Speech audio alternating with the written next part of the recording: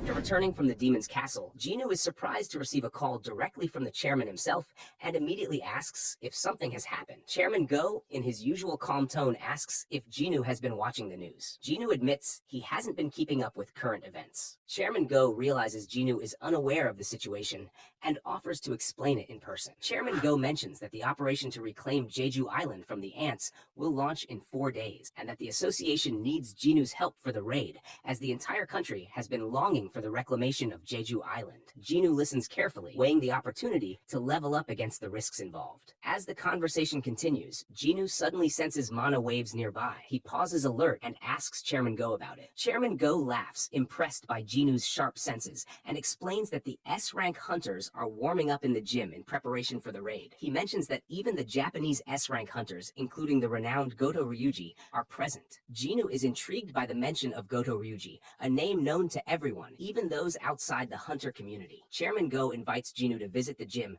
to see the hunters in action. Jinu agrees and arrives at the gym with Chairman Go, and is immediately struck by the sight of so many S-rank hunters gathered in one place. The mana waves he sensed earlier are coming from the sparring match between Baek Yoon-ho and Dongwook, an S-rank hunter from the Fame Guild. The two are locked in an intense battle, their movements swift and powerful, sending shockwaves through the gym. Despite Dongwook's impressive strength, it's clear that Baek is holding back. As the fight progresses, Choi Jong-in enters the gym and explains that Baek isn't using his full power because of the audience watching. If he were to fight at maximum capacity, he would transform into his beast-like form, which could put him in an awkward position. Choi Jong-in then shifts the focus to the Japanese S-rank hunters who are gathered nearby. He explains their significance, pointing out that they are some of the most powerful hunters in Japan. Among them is Goto Ryuji, Japan's strongest hunter, and a figure of immense renown even outside the hunter community.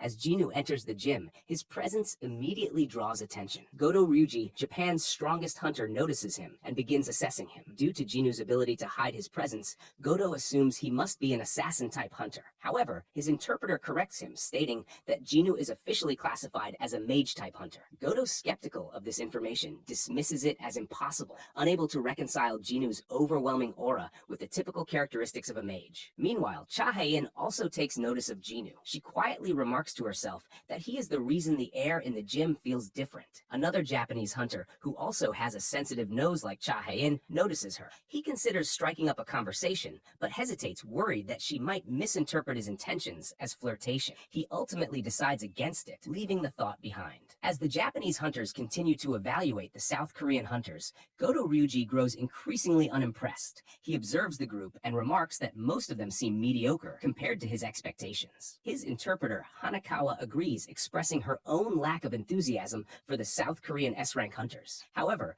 Goto acknowledges that there are a few exceptions. He singles out Cha Hae-in and Chairman Go Gun-hee, noting that they could rival Japan's best hunters. The atmosphere shifts when Park Jong-soo, the guild master of the Knights Guild, steps forward. Jong-soo boasts about his guild's achievements, emphasizing that they have the largest number of A-rank hunters in South Korea. Hanakawa, unimpressed, asks if he will be joining the Jeju Island raid. Jong-soo clarifies that he is part of the defense team responsible for blocking off the island. Hanakawa responds bluntly, stating that an A-rank hunter cannot be trusted with such an important task. Her words cut through the room, creating a palpable tension. The situation escalates when Hanakawa steps forward, challenging Park Jong-soo's claims and questioning his abilities. Her confidence and sharp tone provoke Jong-soo, and the two quickly find themselves in a standoff. Jong-soo proposes a simple challenge to settle the matter. The first person to touch the opponent's wrist will be declared the winner. Hanakawa agrees, but she knows this will be more of a mental game than a physical fight. She prepares herself, determined to prove her superiority. As the match begins, Jong-soo takes an odd stance, which confuses Hanakawa. She moves quickly, attempting to grab his wrist, but Jong-soo skillfully dodges her attacks. His movements are fluid and precise, frustrating Hanakawa